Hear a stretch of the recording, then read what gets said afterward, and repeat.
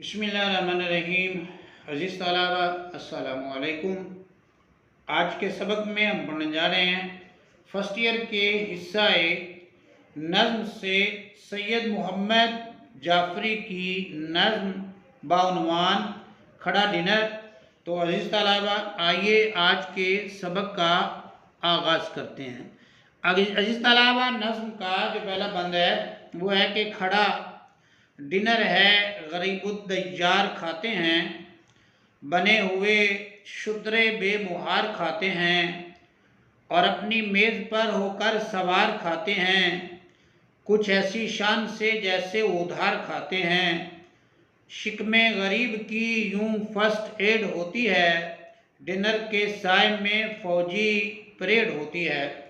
अज़ीज़ तलबा सैयद मोहम्मद जाफ़री ने इस नज़्म में जो है वो जो हमने रवश इख्तियार की हुई है, हम जो है वो तकलीद मग़रिब में अपनी रवायात को फरामोश कर चुके हैं, अपनी रवायात को जो है वो भुला चुके हैं या अपने दीनी जो मसाइल हैं उनसे जो है वो नावाकिफ़ हैं, उनको जो है वो हमने भुला दिया है।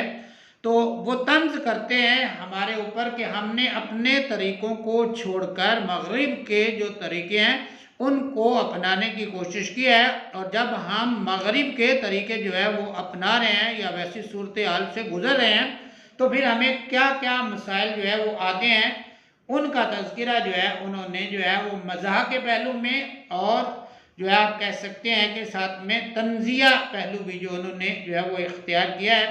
तो वो कहते हैं कि खड़ा डिनर है, यानी ये खड़ा डिनर जो है ये बुफे सिस्टम एक तरह से होता है और अमूमन जो है लोग जो है उसको खड़े होकर जो है ये खाना खाते हैं, मतलब कि सिटिंग प्रोग्राम कोई नहीं होता और लोग जो है वो जहाँ से खाना पड़ा होता है वहीं से डालते हैं, वहीं से जो है वो उठा के जो है चलते फिरते रहते हैं और फिर खाते रहते हैं। खड़ा डिनर है, गरीबुद्दय्यार खाते हैं, ये बुफे सिस्टम है और परदेसी मुसाफिर इसको जो है वो तनावुल फरमा रहे हैं, इसको खा रहे हैं, बने हुए शुतरे बेमुहार खाते हैं। शुतुर जो है अज़ीज़ तलबा वैसे तो यह ऊँट को कहते हैं, तो यहाँ पर जो है वैसी ही कैफियत या सूरत हाल जो है वो नज़र आती है सैयद मोहम्मद जाफ़री को, इसलिए वो कहते हैं बने हुए शुतरे बेमुहार। बेमुहार जो है वो ऊँट को जिस रस्सी से बांधते हैं उसको मुहार कहते हैं, तो ये भी बग़ैर मुहार के बग़ैर किसी नकेल के जो है वो यहाँ पे जो है वो खड़ा डिनर जो है वो तनावुल फरमा रहे हैं। ये बुफे सिस्टम में जो है वो घूमते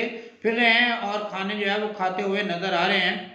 और फिर कहते हैं और अपनी मेज़ पर होकर सवार खाते हैं। यूँ कुछ तो ऐसे होता है कि जैसे मेज़ के ऊपर गिरे हुए हैं, इनके इस कदर जो है वो आगे झुके होते हैं खाने के ऊपर के जैसे यहीं पर जो है ये जो है वो जो है गिर जाएंगे इस मेज़ के ऊपर, ऐसी सूरत हाल या ऐसी कैफियत से वो गुजर रहे होते हैं।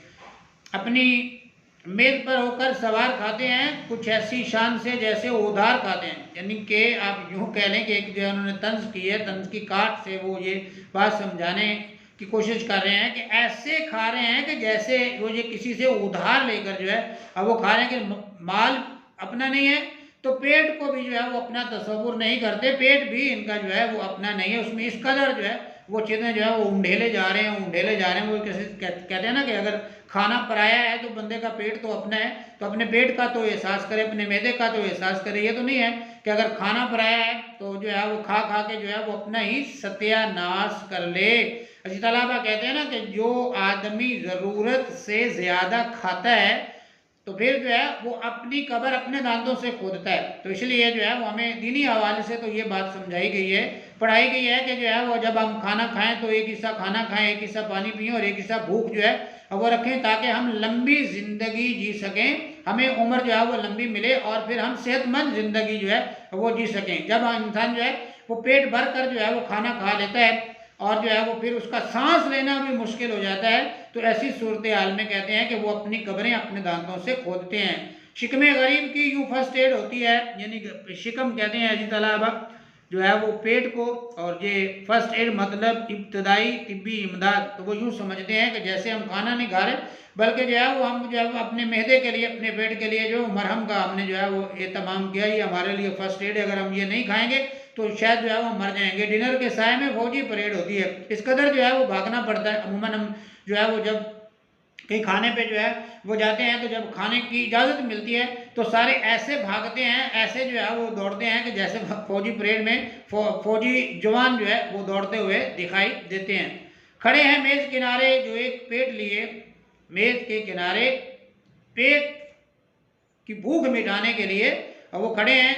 उन्हीं ने कोफ्ते अपने लिए लपेट लिए, वो जो एक अपने खाली पेट आए थे और सारे के सारे कोफ्ते जो हैं उन्होंने अपनी प्लेट में उंडेल लिए, दूसरों के लिए छोड़े ही कोई नहीं है। यानी कि हमारे यहाँ खाने में भी तहजीब नहीं है कि हम जब खाना उठाने जाते हैं, खाना लेने जाते हैं, तो हम अपनी प्लेट में इस कदर ज़्यादा खाना जो है वो डाल लेते हैं, रख लेते हैं ज़रूरत से ज़्यादा, और दूसरों का एहसास भी नहीं करते कि जो पीछे लोग खड़े हुए हैं उनको भी कोई हिस्सा मिलना है या उनके लिए भी खाना बचेगा या नहीं बचेगा। हमें इससे कोई सरोकार नहीं होता। हमें तो जो है वो अपनी प्लेट, अपनी थाली जो है उसको भरना होता है और बेतहाशा भरना होता है। बेशक बाद में हमसे वो सारे का सारा खाया ना जाए और हमें जो है वो ज़ाया करना पड़ जाए। उन्हीं ने कोफ्ते, कोफ्ते मतलब एक डिश का नाम है, अपने लिए लपेट लिए, इधर उधर के जो खाने थे सब समेट लिए। वहाँ जो मेज़ों के ऊपर खाने लगे हुए थे ना, उन खानों को जो है ना उन्होंने अपनी प्लेटें भर के जो है ना अपने लिए तो एहतमाम कर लिया है। खड़ा था पीछे सो मैं रह गया प्लेट लिए। मैं शेर कहते हैं कि मैं तो जो है वो पीछे खड़ा हुआ था, इस इंतज़ार में खड़ा था कि ये लोग जो है वो खा के जो है वो जाएंगे तो मैं फिर जो अपनी प्लेट में डाल लूँगा। लेकिन वहाँ पे सूरत हाल क्या थी, वहाँ पे सूरत हाल ये थी कि जिसके हाथ में चम्मच आया, जिसके हाथ में जो डिश आई, उसने जो है उस डिश को जो है वो अपनी परात में, अपनी थाली में जो है वो उंडेल लिया। और बाद लोग जो है वो खाली प्लेट ही लिए हुए खड़े रह गए, उनके लिए खाना जो है वो बचा ही नहीं। खड़ा था पीछे सो मैं रह गया प्लेट लिए, ये मेज़ हो गई खाली अब क्या होगा, ये मेज़ हो गई खाली अब और क्या होगा, पुलाव खाएंगे अब फातिहा होगा। तो मेज़ खाली होने से मुराद किया कि उसके ऊपर जो है वो जितने भी खाने पड़े हुए थे, जो है वो कोफ्ते जो है वो जितनी डिशें जो हैं वो पड़ी हुई थी, जो है वो आप यूँ कह लें कि गोश्त की मुख्तलिफ जो है वो अक़साम जो है वो पड़ी हुई थी और खाने पड़े हुए थे। सब के सब लोगों ने जो है वो समेट लिए और मेज़ को जो है वो खाली कर दिया। और फिर कहता पुलाव खाएंगे अब फातिहा होगा, क्या होगा, अब पुलाव ही बचा है तो यही लोग खाएंगे और फिर जो है वो असाले सवाब कर देंगे, और तो कुछ बचा नहीं है। लोगों ने सब कुछ जो है वो समेट कर अपनी अपनी प्लेटों में डाल कर रख लिया है। थी एक मुर्ग की टांग और रकीब ले भागा।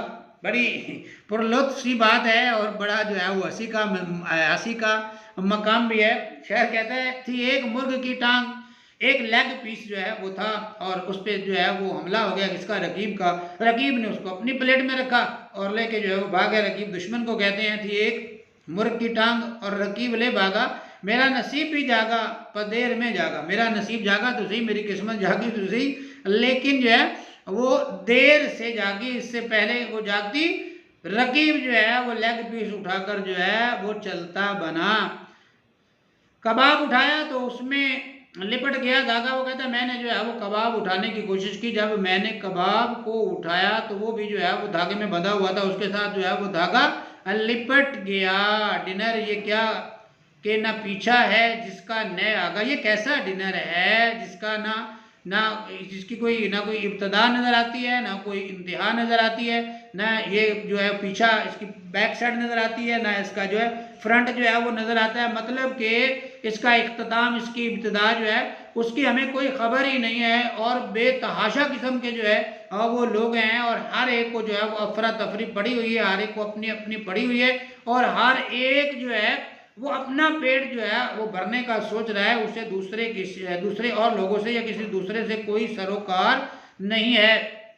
ये क्या खबर थी मैं आया था जब डिनर खाने, हकीकतों को संभाले हुए हैं अफसाने।